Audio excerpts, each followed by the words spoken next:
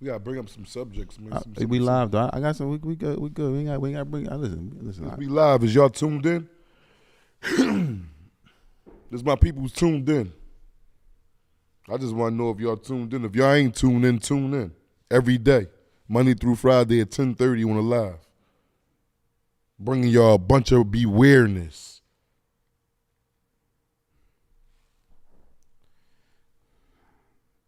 What's going on out there in the world? Come on, talk to us. Let's see what's going on. Let's see who's in the live chat. She got off the phone with Sugar. She said she was going to check in. Oh, Sugar, stay checked in.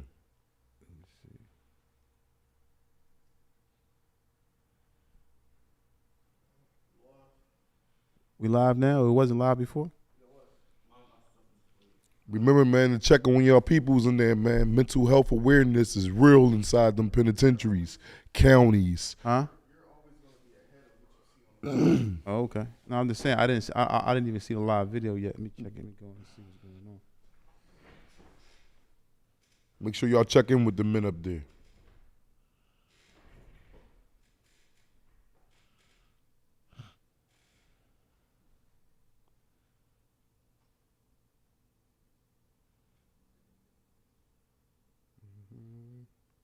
How many we got in there, Tawfiq?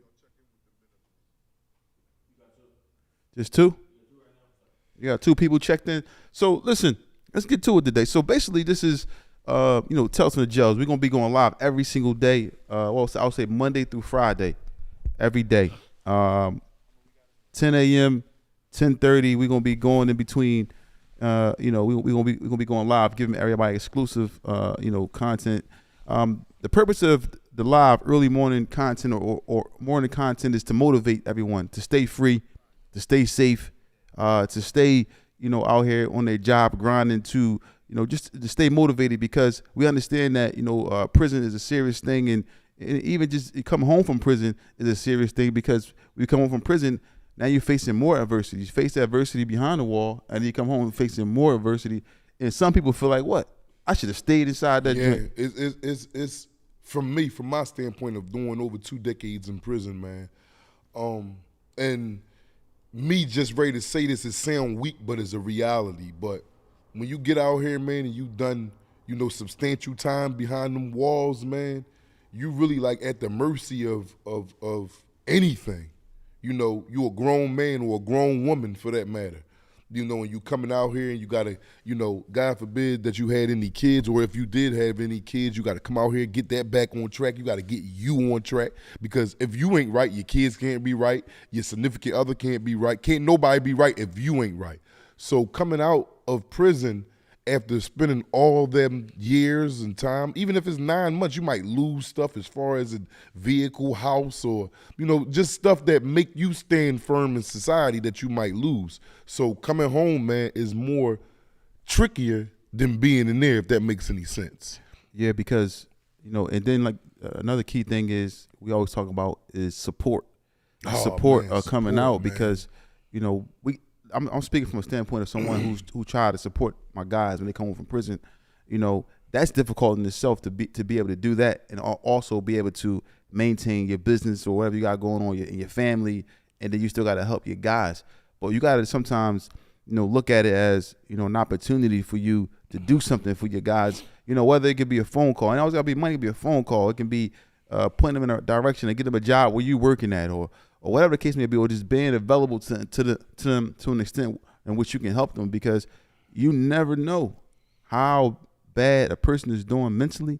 Because sometimes we always look at the physical. The financial aspect. But that's a major part too. That crushes the mental. We ain't gonna forget about that. Yeah. Everything leads up to the mental. Because if I come home today, like everybody know the story, you my brother.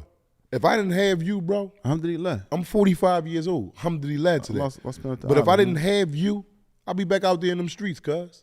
And I'm saying, I would have tried. But it's hard out here. It's hard. And I used to sit there and look at the guys that keep coming back in while I was doing my time in there. They might have went home and then 4 months later they back. Because it's a revolving door. Mm-hmm. You go in and out, in and out, in and out, unless you got life. Yeah. You're like, well, damn, I've been in here the last 10, 12 years and you done went home 3 different times. But you're on the inside. You're not seeing the way the world turns on the outside. Yeah. You got to get up every day. You got to grind. You got to be put in position. So the first thing And the only thing that a person need, like I ain't gonna say it's the only thing, but something that covers everything is a support system, man. Somebody that can, like you said, it's not just financially, but that helps. But that can, after a person to probably hit your hand, now they putting you in a position where you can hit your own hand. Then you can hit your family hand. And when I say hit your hand, meaning give you money. You know, if you coming out here and you on your own, man, and you done did over 10 years, man, it's virtually impossible for you to make it by yourself, man. You don't have no type of avenues of help, whether it be just to point you in the direction of getting some employment. You know what I'm saying? And if you ain't got that, man, you in a world of trouble, man. So having that is a major asset to a lot of dudes coming home, man. Exactly. Shout out to what they say, Swedish Fish, aka Sugar. Shout out to Sugar. But I wanna say something because, you know, I want to speak from the standpoint of the guys who out here helping the guys coming home. Right. Because sometimes the guys who helping the guys coming home, they don't really have any. No light is really, I don't want to say shined on them, but they got to understand that their importance. Their importance is extraordinary. You know, I like to use for all the fans know that my favorite word up here is alarming, but extraordinary is the next one up. The guys that's out here or the women that's helping men make the transition Yeah. to the world, to the outside society, man, it's not even, I can't even give you a bunch of, it's not even enough accolades for y'all. It's not even enough round of applause for y'all. It's not even enough hugs and kisses for y'all, because without y'all, man, men in prison or women that's coming home from prison, you out here, man, you at the mercy to whatever you can figure out, man. Especially if you try. See, it's easy to come home and you got a plan. Like, I'm gonna go get me a gun, go get me some dope. That's easy. It's easy to go out there to do that. Living right is hard, man. When you stand packed, you waiting for them checks every week, and you holding your head down, and you making it happen, and you getting up, and you busting your behind every day, and you going in, and that's hard, man. It was easy when I went out there and sold that crack, man, and you know, all I had to do was have some good crack, and it's gonna sell itself. Exactly. And for you to turn away from that and live a legal, you know what I'm saying, law-abiding life, it's hard, man. Especially when you're used to one thing. Yeah. Like me, I'm 45 years old, man. I'm making a transition, 4 years ago to be a law-abiding citizen. Like, it's today, to the day, I still have my struggles, man. I still have my struggles. I wake up, you know, I might got $10. I need gas. I need some food in the house. And now I'm like, then what the hell? But you got certain things you got to block out. You got to block out all the Instagram. This is where a lot of people go wrong at. They looking at what other people got. You can't worry about none of that, man. You got to worry about yourself, man. Worry about yourself and buckle down and grind, because it's going to come. Yeah, and then when you get out, like I said, I just want to shine light on some, because I know a lot of guys that, you know, have guys in prison. They're supporting them through the whole process while they're in there. Yeah. They're, you know, aiding them to the best of their abilities while they're in there. And then when they're coming home, they're also trying to help them get on track.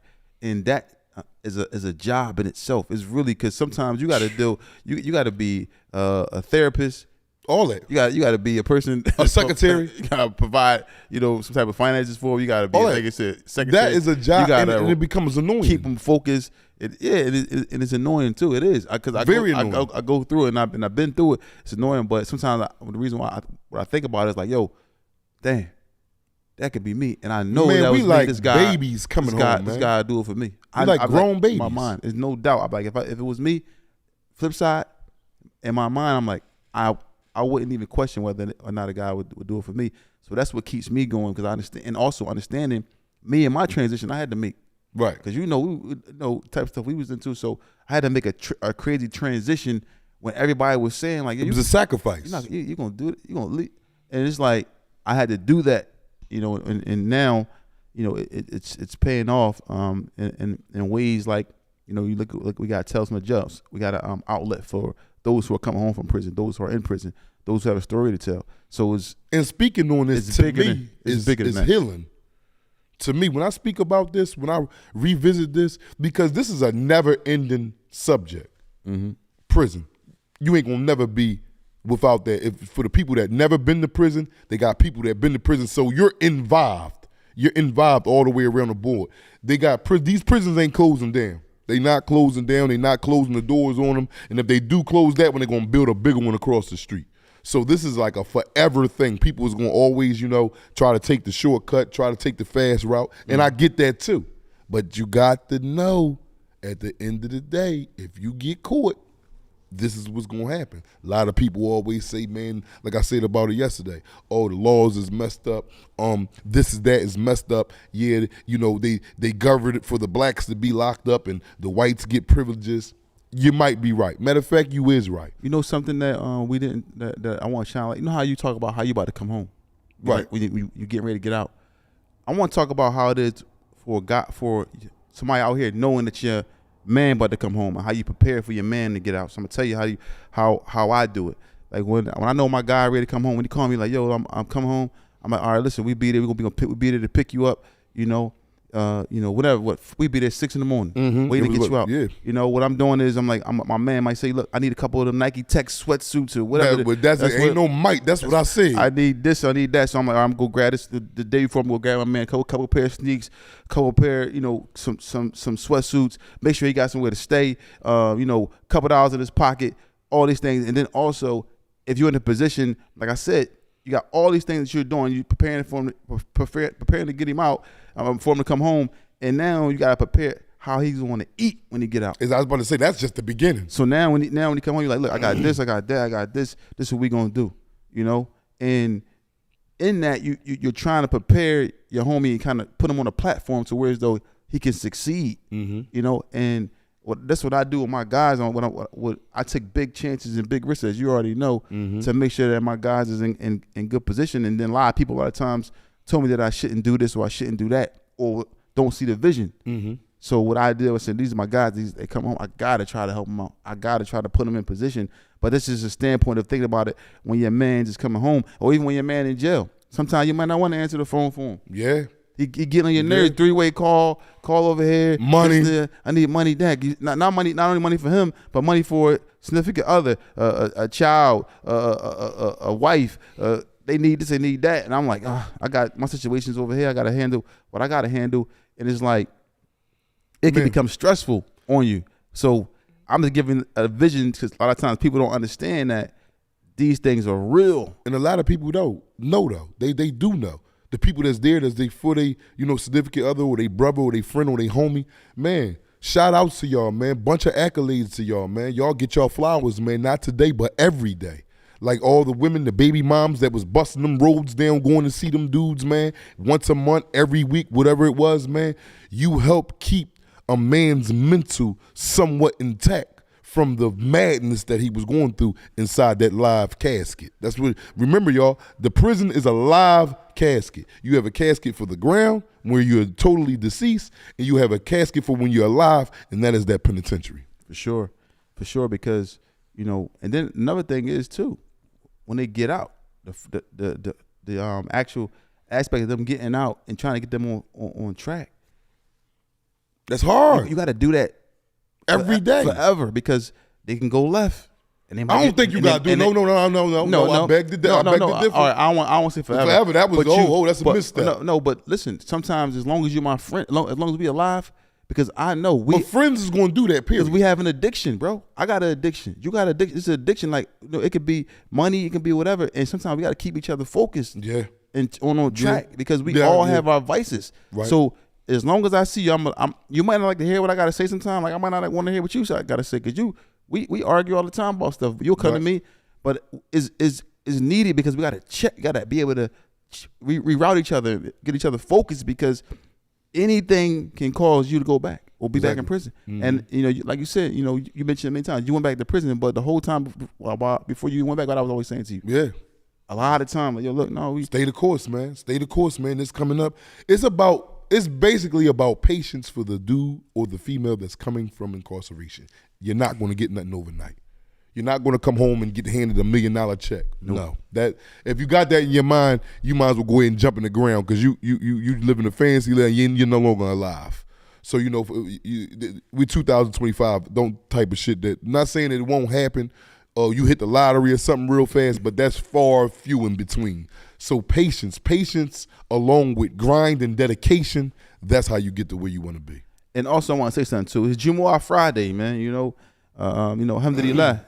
For any of those who out there who are Muslim, trying to make it to Jumu'ah, you should make it to Jumu'ah, man.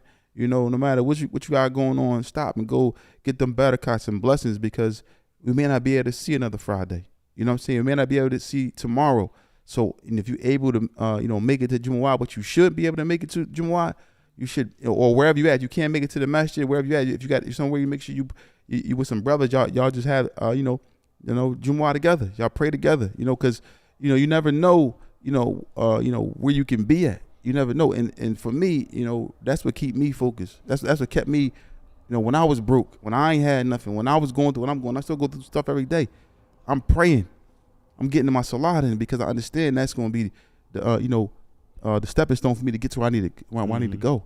And it's hard out here. No matter but what you got going on. Don't stop at the prayer though, Feek. It don't stop at the prayer. But I'm just saying right now, it's Jumu'ah. Exactly. Let's get there. Mm-hmm. Let's get there, bros. And sisters don't got to go, but let's get there, bros. Let's get there. Let's go pray. Let's make dua for one another, man. Let's go get healed to heal. Let's go in there and listen to the khutbah. Let's go in there and try to get better as men, because we need that. We need that. That's a door to Allah subhanahu wa ta'ala. Let's get there. And that's for me, just speaking candidly, because that's what keep me focused.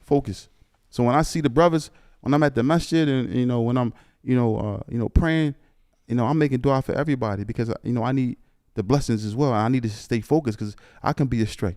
Right. I got vices too, like everybody else. We all got vices. I might not have went to prison, did a lot of time, but I did it mentally because they was in there, and I saw a struggle that my guys was going through. So now that I'm out here, and I'm just telling you, that's the one thing that I say that kept me focused was, my religion. And nothing comes before that. Nothing. It's another thing that I want to bring up for the audience, man. I want to bring this up to you, and I applauded you a couple times on this while I was in prison. For everybody that's out there, women or men that has significant others, friends, boyfriends, whatever it may be, behind the wall, you have to also be patient. And I applaud you on that, because how many times I called you from there and cussed you out on a man? Damn, Feek, man, you'll sit there and listen. Man, we got a good brother, his old Bucky, man. Shout out to Buck, man. Mm-hmm. I call Buck, man, and I'll be like, man, boy, and I'll be hollering and hooting, and he'll just be quiet. And he'll just be listening to me. Mm-hmm. Whatever I say, all right, man, it don't never be he going back at me or you going back at me. You got to remember that we in there and we have nothing to do.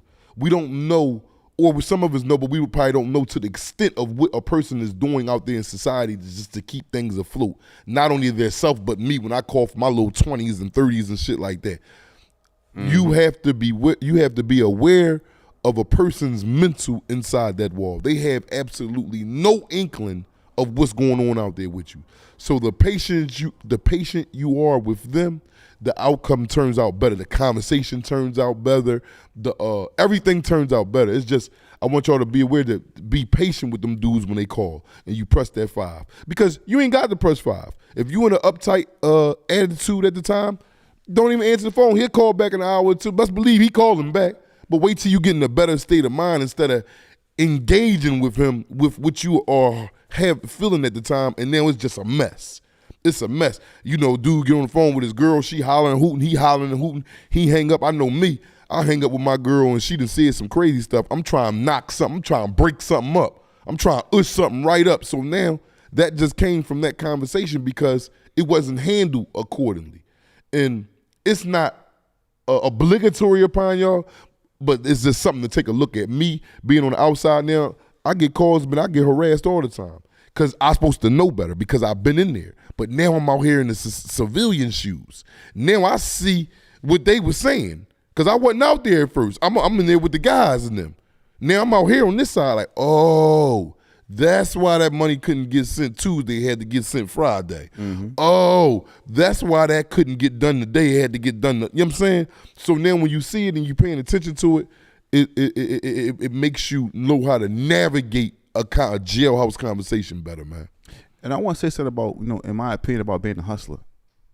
A hustler is just being consistent. That's it. Because I'm telling you, because a hustler you don't always win every time. You don't. It's just that your consistency So you coming home, you trying to get on your feet. You know, like I said, you got to pull it off first, and then after that, you got to be consistent in your hustle, whatever it is. Your routines got to be consistent, and stuff won't start falling in place. Cause now you got your prayer in place, your belief system in place, and now you just out here hustling. So things gonna start falling in place. You just got to be able to hustle and stay focused. And hustling just mean making sure your family's good, making sure you good, and you know, just make sure that you just readily available for those that need you. That's being a hustler. But one thing I can say about that, you are absolutely right, and that should be relatively easy for the convict that's coming home, especially if he did a long time. I don't know too many men. I got a whole bunch of homies that been locked up.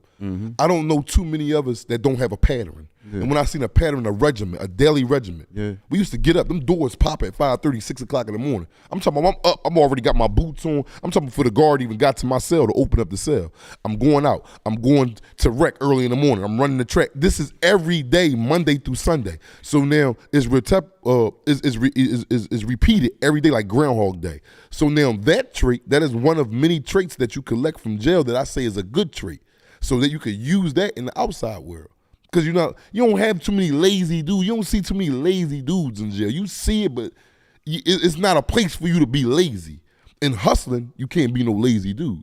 So hustling and being up and about go hand in hand, if that makes any sense. So when you have these habits and you acquire these habits, and like you said, hustle, man, had a grind attitude to go out there in a positive way. And it's gonna come to fruition, whatever it is that you're looking for. Yeah. Let me ask you a question though. Like, you know, just tell me a time, like, you know, and I know people might have this story, you know, like, and I want to say this before I talk. If y'all know anybody, right, that's in prison, that's trying to, you know, reach out to us, they may not be able to, you know, get us on a call.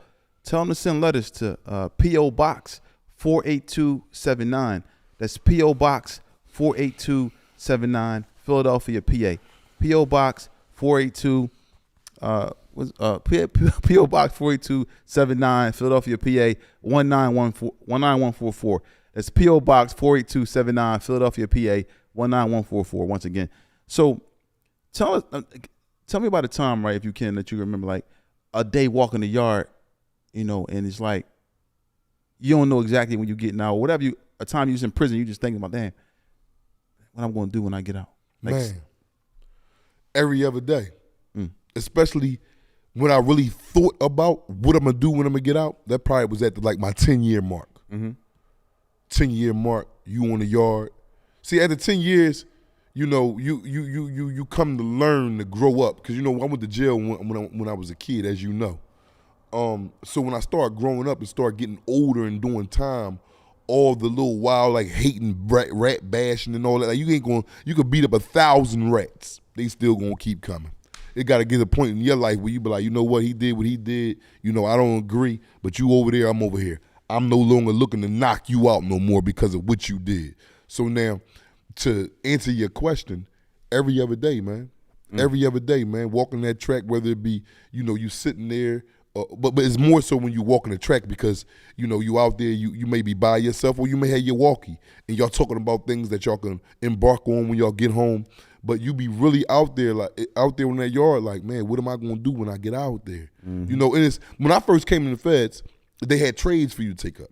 Like, I took up industrial house cleaning, and you know, for those that don't know, we got certified by the Department of Labor, and they were actually willing to hire. And this was about 15 years ago. They don't have a lot of trades no more in jail. Really? No, they're taking all why that. Take it away? Like, as far as like the funding and all that, the money is going to other places. You just in there now. Like, you barely going to school in that joint to get your GED, but in the feds, they making you go, but they ain't really tripping about that. But as far as in, like, when I first came in, and you could get into, you know, they had auto body shops and joints, you learn how to paint cars and all that. They ain't got none of that no more. So you like getting a trade. Like I said, I got certified by the Department of Labor. You know what I'm saying? I got an apprenticeship in that. So then this was 15, 16 years ago. Now they don't got that type of stuff to offer. Like, I could take that trade and possibly get a job into that field somewhere out here. But you got to prepare yourself. You got to really prepare yourself. And if you don't know what it is that you want to do when you're released from prison, you just got to have a mindset that I'm going to do whatever it takes as far as legitly to get done what I got to get done. Yeah. And another thing I want to say, as shout out to Barkstug. He said we're working at an alarming rate, which we are.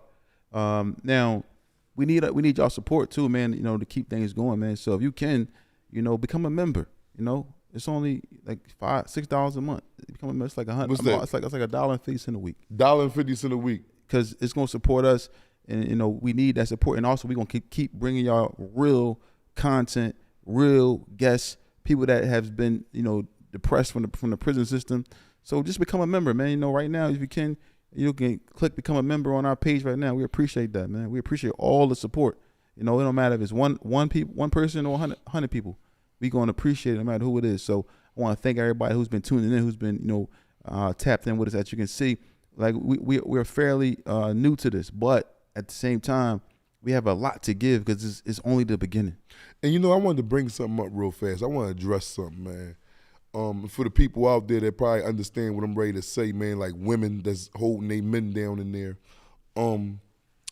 At what point do it stop? Because to me, it stopped. Like I see dudes on the phone in jail, trying to reprimand their kids for doing stuff. You got 20 years. You got 6 years in on a 20-year bit. You on the phone, little John, he probably like 7, 8, 9. Yo, what you doing? You hollering over the phone. Like, what type of reprimanding is you really think that you're doing for that kid? You know what I'm saying? You behind a wall. He don't never see you unless mom bringing you up. How can you really be hands-on for real? But is he wrong for that, though? No, he's not wrong, but he's trying to provide. He's trying to give his child something from the place that he's at. Yes, but I don't think you can do it from in there. You got to be hands-on with children. But you got to try, though, at least. Still. Yes, I ain't say you couldn't try, but hands-on with children is the best method. Well, so basically, because as he getting older, and then when he's 14, he like, yeah, he go dad with these threats from 90,000 miles away. But your dad want to talk to you. What kid you think is, man? His dad ain't come home for 40 more years. So the big thing is, the big picture is stay free. Stay free, man. Stay out here because you don't want to be behind a wall. Oh, you can't conduct your family right. You can't properly be there. The household, like there's only so much you could do in jail. You come home, if you Muslim, you giving them a little dawah over the phone. You got 15 minutes to do it. When that 15 minutes hang up, it's an hour in between. You can call back. You done forgot about the goddamn conversation y'all was having when you call back an hour later. So stay free, y'all. The people you can't go in there and govern your house from in there. Yeah. Your woman, Allah put us here to create with each other, to get married, to be fruitful, to have kids. When you in there 10, 15 years, man, and your woman out here still with the temptation, you ain't got no temptation unless you like some boy butt. A lot of dudes in there do that, and that's their business. Me, I don't partake in that. My thing is, how you expect your woman, which is weaker than men, well, a lot of women nowadays is stronger than us. Shout out to them good women. But how do you expect your woman, which has needs? She's not a handicap. She's not ugly. And it's some dudes out there, whether y'all want to believe it or not, to the men, that's flyer than you. You ain't the flyest one in the world. So that's catching your woman attention.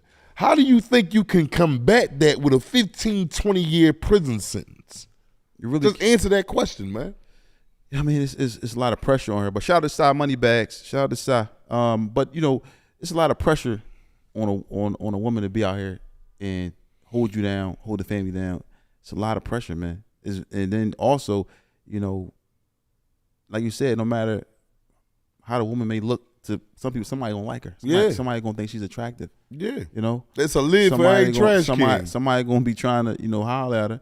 But that's up to her to decide what she gonna do. But why put your wife through that? Why put you behind the 8 ball? But why put her through that? So this is the reality for those who are watching. Why put her through that? You know what I'm saying? Why be selfish? And sometimes but it's just we thinking about right now. It always be that us thinking about the right now, like, and I get it. I get it. A 9 to 5, be the 10 to 20, man. Every day, but I get it. The bill due. It's the 10th. The bill due the 14th. Listen, I get it. But it's always ways around it. But I don't know your way in particular, but it is a way, and you got to find it out, man. If you want to stay out here, man, this joint, they changing these laws, they making them even crazier. man, like they is trying to not try. Like it's not like they going out here locking people. We're doing it to ourselves, man. We're doing it to ourselves, and not going to nobody's house locking you up by accident. No, you have to do something to get arrested, and it's ultimately your choice at the end of the day. Do you want to? You know what I mean? And I know a lot of things. You know what I mean? A lot of things come from wanting. Crime come from wanting something. Yeah. The reason why people out here selling dope, robbing people, because they want something that they didn't already have. And I want to say something too, because we got side money bags in the comments. You know, we got a crazy episode with her that's going to drop real soon. She gave a perspective for the women man behind that wall, right? And just speaking about the women too, you know, because sometimes we can be too caught up with the men, because there's some men out here who their wife may have done something and went to prison, and he out here with the kids. Yeah, not a whole lot. It may not be, but there are some situations that are like that. Right, as you see for Sai. Yeah. For Sai Money, she was like that. Sai, Naima that we had up here. Shout out to Naima too. And these women been holding it down. Yeah, and so you go to prison, the women, they lose stuff too. They in there losing stuff too, and then the men is out here, or whoever's out here, grandfathers, you know, grandmothers, brothers are trying to hold it down while the woman is in jail. So this is something that's real as well, because some women go to jail and leave their family behind, and there are people out here that are trying to hold it down for them. You know what I'm saying? And the kids suffer, everybody suffers. So prison doesn't just affect the person behind the wall; it affects the loved ones, the close ones to you. So you got to be very, very mindful and understand that, you know, what you're doing out here can lead to you not only affecting yourself, but affecting those that are close to you and those who love you. You know what I'm saying? Now, another question I want to ask you, right? You know, being behind the wall, being in prison. You know, was there anything that made you feel like coming home was a bad idea?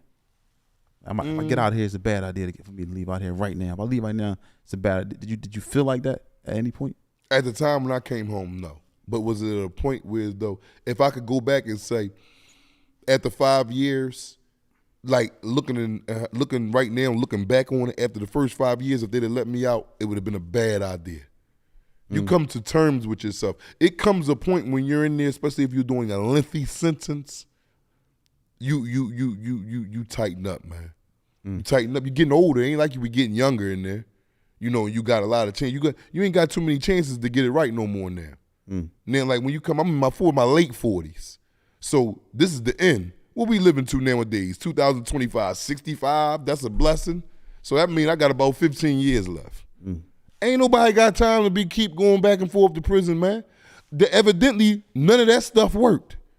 Evidently, none of that crime that I was doing worked. None of it. So now, let me at least try this with the same vigor and energy that I put into breaking law and see how it go. Yeah, I mean, and if you did that, you know, I ain't gonna lie, that was my approach, honestly. Like, you know, wallahi, that's one of my approaches. Listen, if I can get out here and do this in the streets, and like you said, you develop a regimen, of avoiding the law, being an organizer in business. You organizing an enterprise out here. A whole enterprise. A whole enterprise. You doing supply and demand. You doing all this stuff as a criminal. If you can do that as a criminal, like you can do that in business. Like, listen, some of the best criminals, man. You know, some of the criminals people that were criminals are some of the best minds. We have the best minds. So that just show you, like, if you just apply that to a positive situation, man, nobody can compete with a person, you know, a sharp mentally sharp criminal. I ain't gonna lie, they sharp mentally, man, because they know how to. They're already in business. They already know how to do supply and demand, trade, whatever the case may be, whatever it is, organizing a business. You know how to do all this stuff. You got your workers, you got your security, whatever you need. You got the promoters. You know, we understand how to do all this stuff. Is done illegally in a certain way. I mean, we can sit here and try to break it down, but if you can apply that to the streets, you can apply that to a real live business, Fortune 500, because there's some people that came home and got it going. I'm talking about no GED, none of that, and just the mind working of business. And even for me, like I got a high school diploma, Let's keep it real. And I Right. got people that work for me that got master's degrees. Right.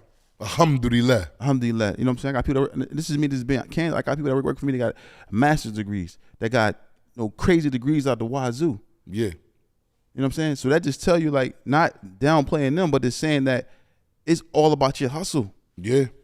If you can hustle, that same ethic that you put in to go to jail, if you was to put half of that in to a positive grind, and guess what? You ain't getting locked up by the cops by positive grinding. Ain't nobody really looking for you. Don't nobody know your business, because you working. So they don't, this is 9 to 5. He ain't really, people look to rob drug dealers and stuff like that. You're living life. They the ones that's winning. They got the credit cards. They going on all the trips. Man, they at every event. You thinking they selling dope. Man, this man is working or own his own company somewhere, man, or this woman. Because the women out here is giving it up, man. The women out here in this today in society, man. And coming home and getting at it, too. You see, some women's coming out here getting at it. Look at side money and all them. Yeah, exactly. Coming right home, running circles. Even the dudes in prison, though. Even dudes in prison. You could tell a dude that been in the prison long. They coming home, dudes been out here 10, 15 years. You got dudes, I see dudes to me, older than me, that I left on the street. Damn, big homie, man, hit my hand. Big homie, goddamn, you 40, you 50. Because it's a ploy to try to get something that they ain't got already from me, but they've been out here all the time just sitting in place. Jail equips, like, you got an advantage for them dudes that's coming home from jail. They got an advantage. They've been sitting down. They've been biting at the bit to get out. They got all the energy in the world. And if they can corral that energy and use that to jump into positive field, whatever it is that they doing, the sky's the limit, man. I got a guy, man, a homie of mine. A lot of people might know him. Close friend, Lade. Shout out to Lade. Shout out, Lade. Lade got a life sentence. We'll drop an episode with him soon, but he got a life sentence, right? Yeah. And, I talk to him, all the time, and he in jail right now. In jail, bro. He owns businesses, real estate, and out here. I'm talking about out here, bro. And he's in there. He's taking care of people out here in there. I'm talking about he got business, home care agencies, all type of stuff, man. And he's behind the wall. So I see. So when I talk to him, and he motivate me. I tell him all the time, he motivate me. He got a will, man. He got a will. He in Phoenixville right now trying to get that will back. And for those that don't know what a will is, that's life. He got a life in prison, and this boy still out here hustling, still out here trying to figure it out. I'm sorry, in there, figuring it out, calling home, making things happen. I talk to him all the time, and he take losses and doing a lot of stuff. But I talk to him all the time, but he don't understand that by me talking to him, he keep me motivated. I'm like, cause I know like if he come home, I know what type of time he gonna be. He gonna be out here hustling. So for he keep me a fire lit under me. I can't slack because guys like him is coming home, and I got these. This is my guy. Not saying that I'm competing with him, but he just keeping me, keep me on fire. Like let's go. Let's start this business over here. Let's go to this state. Let's go over here. Let's go do this. You know what I'm saying? So it just talking about him being behind the wall and doing what he got to do, man. Shout out to Lade. Shout out to Lade, man. It's my guy, man. Inshallah, he get this, appeal granted. And he come home, and he'll be, he's an amazing mind. And I know there's a lot of people out there like that. A lot of people that's out there in this world, or people that's in prison that's like that.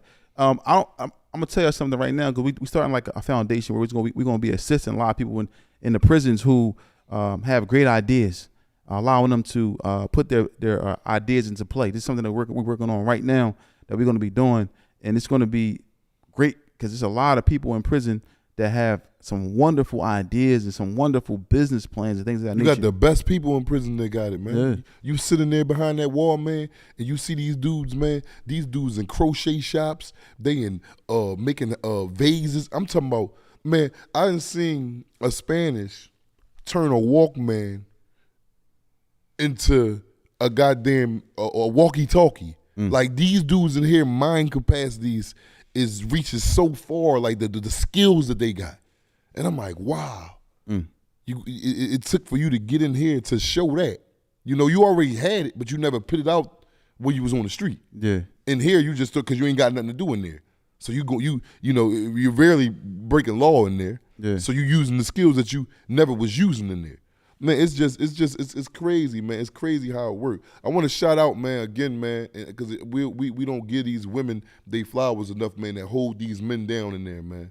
That. And when I say hold down, I ain't talking about, you out here, you might have, had you another little partner on the side or something like that. That's life, man. Stuff happens.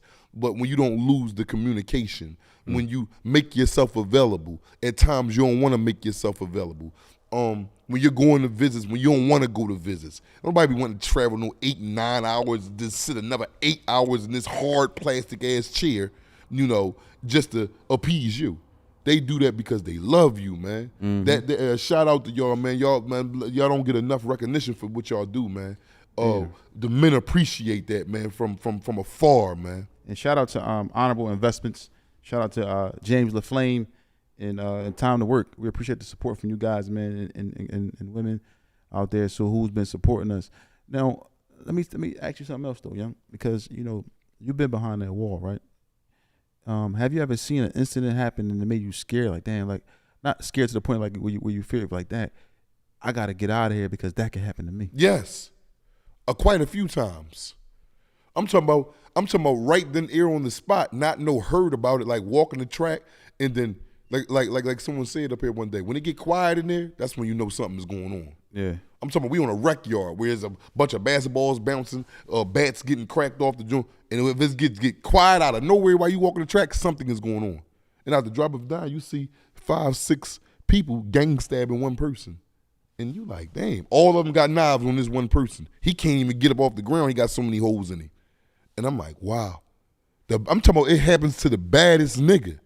Just because you lift all the weights and you got the strongest punch, man, you can't beat the wave. You can't beat the wave. And the wave is numerous people coming at you at one time. That's the wave. You can't, I don't care who you is. What, walking in your cell? Walking in your cell, catching you on a rec yard, catching you in a child hall, law library, education, wherever it's at. They coming to get you. So people there looking like guppies in the water with sharks. Now, even if you ain't, you just can't do nothing about it when they come to you in the wave. Okay. You could be the baddest nigga on the yard. Once the men get fed up with you, they fed up with you. There's nothing you can do about it, man. There's nothing you can do about it when you got men coming in droves at you and they got weapons. And it can happen to anybody. Me, I've been stabbed in there a few times. You know what I'm saying? So it happens, man. It happens. Shout out to Eye Care. But for me, and I hear you speaking about this a lot. Like, the biggest, the toughest men, like you said, people can get at them. Yeah. And knowing that breeds a sense of I don't want to say what urgency or caution. Caution, yeah. So you're very cautious in how you on high alert 24/7. And it ain't got nothing to do with you, but you just don't want to be caught up like you just seen dude get caught up before that last lockdown. So you like, man, you coming out, because when something like that happens, usually the jail go on lockdown. So now the whole time you in the cell, you talking to your cellie like, damn, you seen that? That was crazy. So now when they ready to open back up a week or two later, everybody coming out, your whole thing is, I'm not going to be that next person that happened to. Are these honorable, like this happens to honorable men? Like it can happen to anybody. Rats, honorable men, it happens to anybody. A wrong conversation. Me getting in your business. And I'm an honorable man. But I did some unhonorable stuff at the time by me minding your business. So anything that you do in prison and you got away with your life with it, you correct that and don't never do that again the next day. Like when you sitting in that bed and you lay down for the lockdown at night and you lock in at 9 o'clock at night and you lay down and you say, damn, I'd have made it to possibly see another day if my cellie don't kill me. But 9 times out of 10, your cellie is somebody that you know, somebody that you're comfortable with. So when you lock in for the night, you can possibly say, unless your heart stop or something like that, you made it to the next day. And then you got to think about that day that you just did. Did I do anything to slight a man? And slights in there ain't like slights out here. Like I said, me and you could be right there. We could be shooting a podcast in jail and not fart. A person that want to kill me for that. Out here, you might laugh it off. Get your little stinking behind out of here. No, that is super disrespect in jail. So that's why the respect level be at so high when you meet these dudes when they come home. But back to what I was saying, the days when you feel as though that you got away with something with your life, you correct that mistake moving forward, and you don't commit that mistake again. Wow. Yeah. And that makes you like focused because you like, damn. Yeah, you super. I don't want to be on the other end of that knife or that lock. or that lock and that sock you always talk about. Yeah, that's yeah. For the men and women that been around, y'all know what that lock and sock about. Make you forget your name. You a boy and woke up and thought you was Brenda.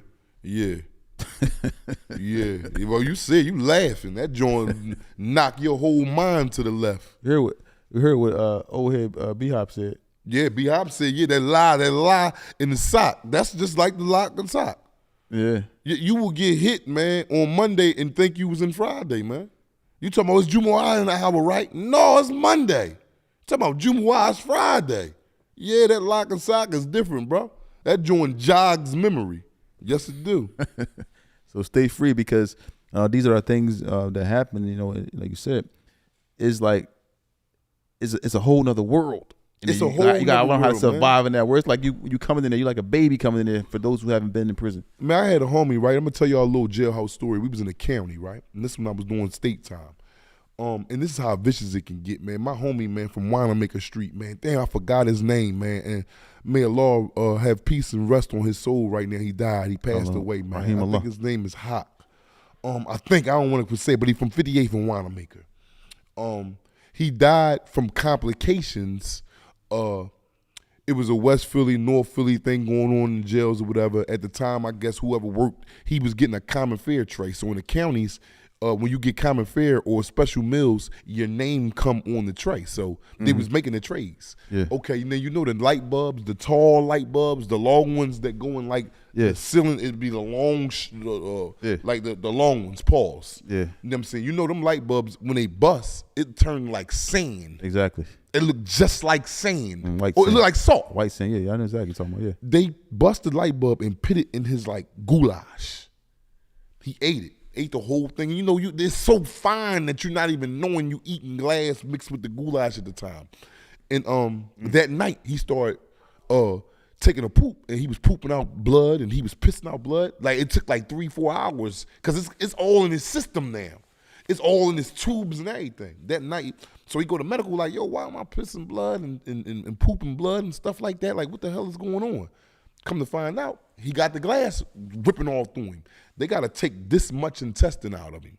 It's still in him, but this is where the majority of the glass has, lodged in his intestines at. And you can't, you don't digest glass. Glass don't get digested. It's not a food. A food breaks down. Your body acid breaks it down. Your body acid is not breaking down glass to that fine point anyway. So, they got as much as they can get out of him. He in the hospital like 6-7 months. It was so crazy that they overturned his case and let him go for that. Like, damn, this happened on our watch, man. They done threw the case out on some, he really beat the case, but they ain't want no major lawsuit from him. He died like 4 years later from that, from them complications. Like, you never know in there, man. You never know how they're going to attack you, man. And it kind of like, it makes me like, want to cry right now because that man lost his life. Like was he a good dude? Yes, he was a very good dude, man. Very good dude. He just got into something up there. Yep. Damn. And they put in the inmates, other inmates. Put that. They know what inmates did it to him? No, at the time, no. You ain't gonna know. They probably go down in the kitchen or whatever. Like, man, we don't know who made them Jones. So you can assume you got 15, 20 people working in the kitchen. You don't know who did that, but that was a bad joint, man. It was a very bad joint, man. Anything can happen to you in there, man. Anything, man. I think his name was Hawk, man, if I'm not mistaken, man. He was a good dude, man. At the time when I was living life filing in the jail bad, and he was getting the sack in, man. We was in there. He was doing stuff like he was getting the sack, and boom, we was in there having a good time.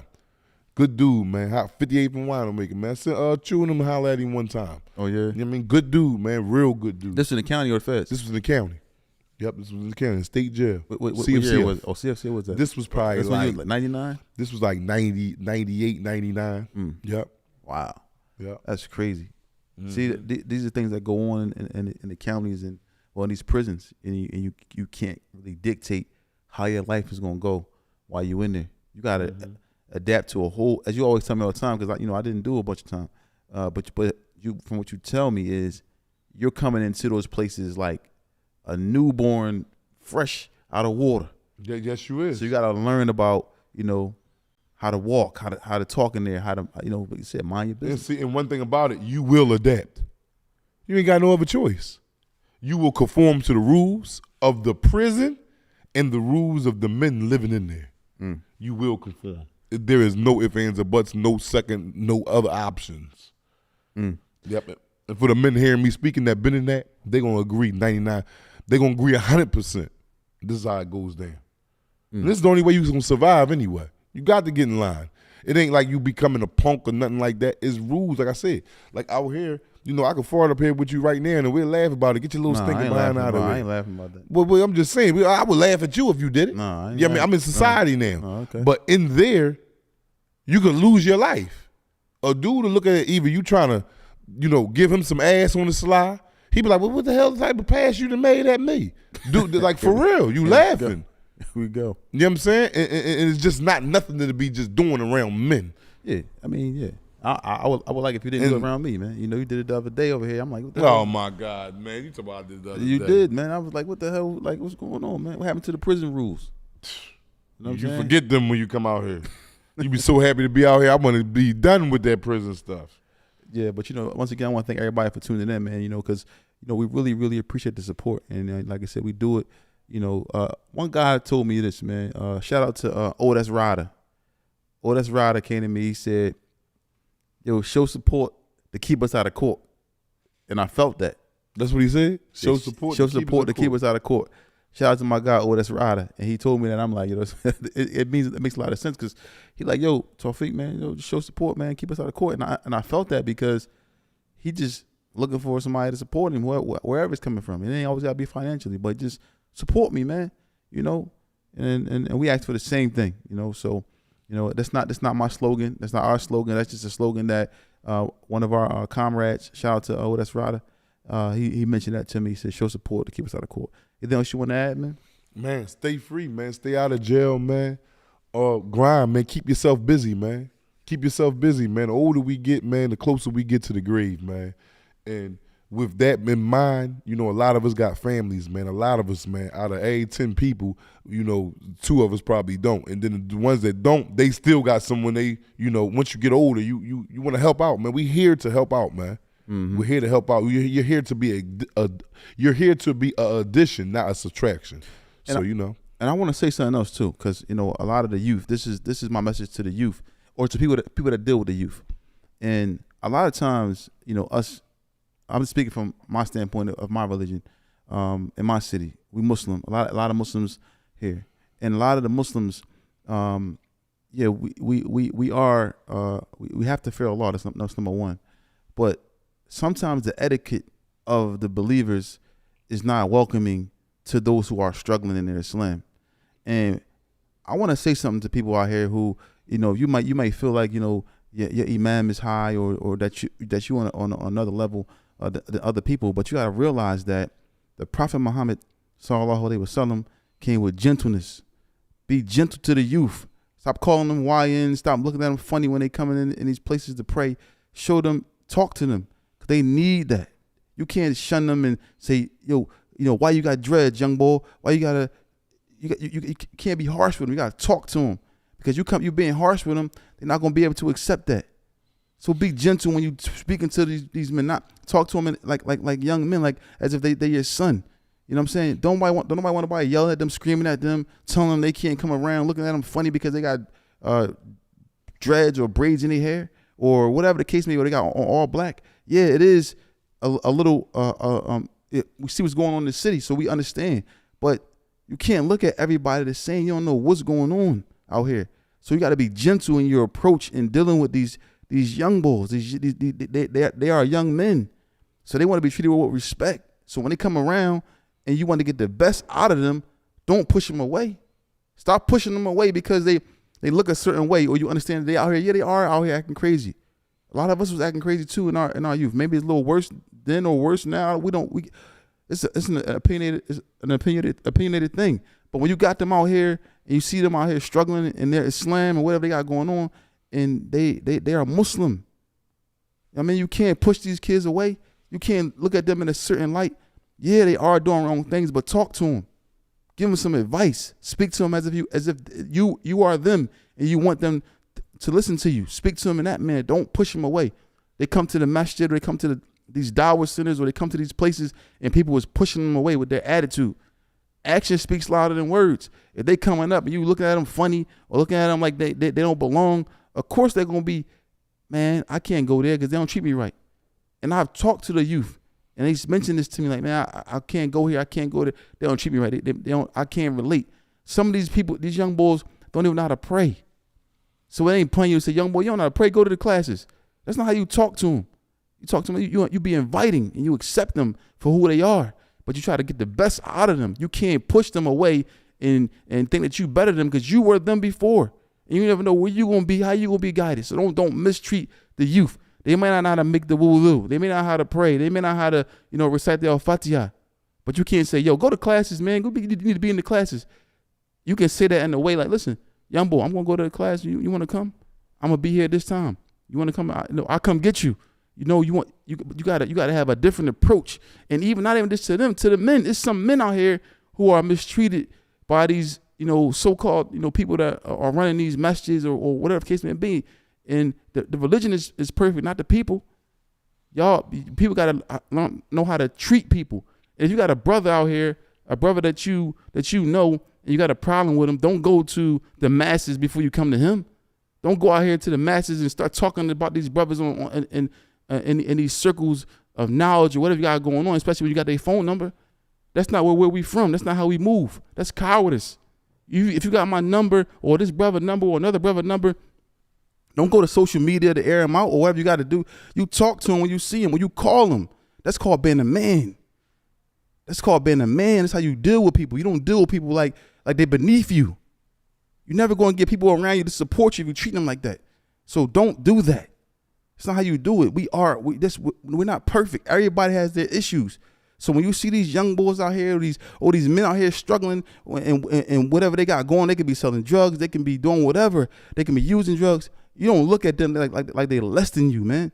You embrace them and bring them closer to you so that you can help them. You know what I'm saying? Don't push them away because you feel like they less than you, man. It's just sad because we see a lot of this going on in the world and people are pushing people away. The Prophet Muhammad sallallahu alaihi wasallam spoke and dealt with people in gentleness, and he was in the worst of environments, spreading dawah. He wasn't shunning the people. You are absolutely right. People are abusing their position because you got a little bit more knowledge than this brother, or whatever case may be. You might want to invite the brother to the prayer, invite him to the religion. You know what I'm saying? And be gentle in how you talking to him. Nobody wants nobody screaming at them and talking to them in any kind of way because listen and be inviting to the Muslims. Invite them to the masjid. A lot of these young boys, we just had them together. They didn't even know. A lot of them didn't know how to pray. A lot of them didn't know how to make the wudu. A lot of them didn't know how to recite the al-Fatiha. You know what they said? Man, when I come to the masjid, man, I'm ashamed. I'm like, don't be ashamed. We all of us, and it's making me emotional because all of us had times when we didn't know these things. We all struggle. So how come when they come to the masjid or they come around, people are looking at them funny because you can't make the wudu? Help that brother, man. Help him. Be inviting. Stop pushing them away and making them feel like they can't. They don't have a voice. Come on, that's not from the religion. So when these young brothers come around, be inviting. Talk to them. Accept them. Don't push them away. Don't be aggressive with them. Talking about you're gonna do something to you can't move like that. All that's gonna do is make it worse. That's all I gotta say, man. I want to speak on a larger scale of what you're saying. Not just the Muslims, but humanity, young boys, period. Because everybody not Muslim, feet.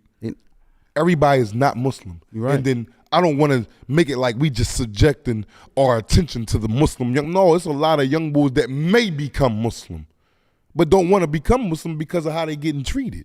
Like, oh, I ain't going over in that route. So it ain't just towards the Muslims. No, it's for all the young boys, man. And I had to learn that in my travels of life because we are like to identify just the Muslim group. No, it ain't just for them, bro. It ain't just for them. If we looking to make a change, it's for everybody, bro. All of them. It ain't just for the Muslims. It's not that, man. Do we be kinder and gentler to the Muslims? Yes. Yes. Gentle to everybody, the non-Muslims too. Yeah, that's what I'm saying, for everybody. Your neighbor, whoever it is, that's from the religion. So if he's not a believer, you don't look at him like, like he's. But a lot of people do. That's not cool. A lot of people, but like they'll shun you off. He'll talk to this one because he Muslim a little bit better, but handle him on another. Oh, he not a part of this cloth. Or because he got some money, I'm gonna give him a pass. Exactly. That ain't hot. That's not from Islam. The Prophet Muhammad sallallahu alaihi wasallam was gentle in every aspect. And we're not trying to make this a Islam thing. But firm at times, but gentle. Man, you're not gonna get the best out of nobody screaming in their face. No, you're not. And again, we're not Pushing trying them to away. make this an Islam thing because there's a lot of people that follow us that's not Muslim. We are Muslim, and we're just targeting Islam because we are Islam, but it's for all humanity. You know, I like to stay away from that. Like I'm just, standing on this side. Like just because we Muslim, we doing this with the no. Whoever, whatever young boy, whatever sister need to holler at you, whether you Muslim or not, you all human, man. You all human, especially if you got this. Even if you white, I don't got no. I don't like who don't like me. If you don't like me, all right, cool. I ain't got to like you. We go our own ways, and that's just it. Yeah. So I want to thank everybody for tuning in once again, and then listen. Let's empower one another. Let's help the youth. Let's help your brother. It ain't gotta be a young boy can be your brother who's struggling. Let's help him. Don't look at your brother like he beneath you because you may know more hadith, more about business, or more about the religion, or more about whatever in life. Don't look at somebody like they're beneath you, man, because you never know. You may be in that position, and so you gotta treat everybody fairly, man. You can't move like that. So I just want to spread that message to any and everybody that's listening. I want to thank y'all for tuning in. Thank y'all for being a part of the show, and also we got consulting for those anyone who's going to prison, anyone who's coming home from prison, anyone that's in prison. Reach out to tailsfromthejail.com. Sorry, tailsfromthejail.com. That's tailsfromthejail.com. Schedule your consulting today. Go in there right now. That's tailsfromthejail.com. We sit down and we consult with you. Talk to either myself or Brahim, and we can shed some light on, help you out the best that we can from what our experiences. So I want to thank everybody for tuning in. Don't forget to follow us on all platforms: Instagram, TikTok, Twitter, all those platforms. We are there. We appreciate y'all, and you also listen to us on Apple Music as well, and Spotify. So thank you guys, man. It's Tales from the Jails. Anything else you want to say before we go? No, that's it, man. Stay free, man. Think about it. Only take 1 second to do both things, to get out of it or to get in it. Just make sure you use that 1 second to think. That's it. Yeah, so we